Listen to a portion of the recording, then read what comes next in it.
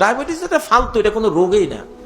এটা শুধু কতগুলি এলোপ্যাথিক কতগুলি ডাক্তার ভাইয়েরা আছে, ওরা তো আমার উপরে খেপবো। আচ্ছা কোন তো হাদিসে আমরা পড়ি, মা আনজালাল্লাহু দাআন ইল্লা আনজালা লাহু দাওয়ান। আল্লাহ যত রোগ দিয়েছেন রোগটার জন্য ঔষধও ঠিক দিয়েছেন। ওই ওষুধটা যখন রোগের উপরে পড়ে সে রোগ শেষ।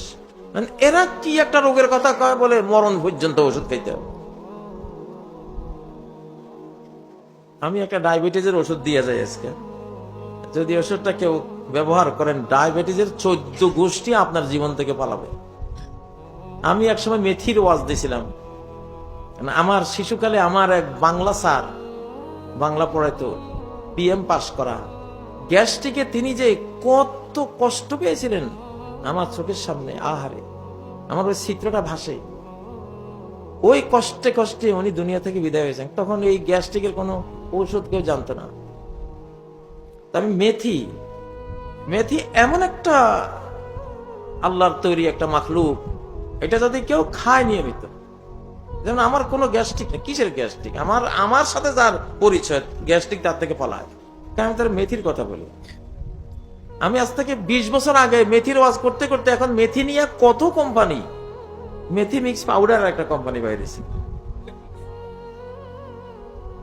আচ্ছা, ডায়াবেটিসের ওষুধ চান? কারা কারা চান এটা হাত তোলেন। মাশাআল্লাহ।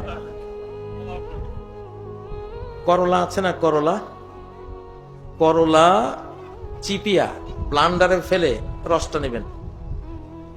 এই রসের সাথে কুচিলা বা তেলাকুচা পাতা, এই যে পটলের মতো ফল হয় না, এই তেলাকুচা পাতার একটু রস করলার রসের সাথে মিশিয়ে খাবেন। সাথে যদি একটু নিমের পাতার রস দেন, নিম পাতার রস আরো ভালো। তেলাকুচা, নিম পাতার একটু রস, করলার রস। আচ্ছা, এই 3টা। আর বিকেলে খাবেন হলো ওই যে সজনা পাতাকে শুকিয়ে ব্লান্ডার করে গুঁড়ো করে 2 চামচ একটা পানির মধ্যে দিয়ে 1 গ্লাস পানি খাবেন। যদি আপনার ডায়াবেটিস 30 হয়, 35 হয়, আপনি 15 থেকে 20 দিনের মধ্যে দেখবেন 5-এর মধ্যে চলে আসছে ইনশাআল্লাহ। কালি পেটে খান।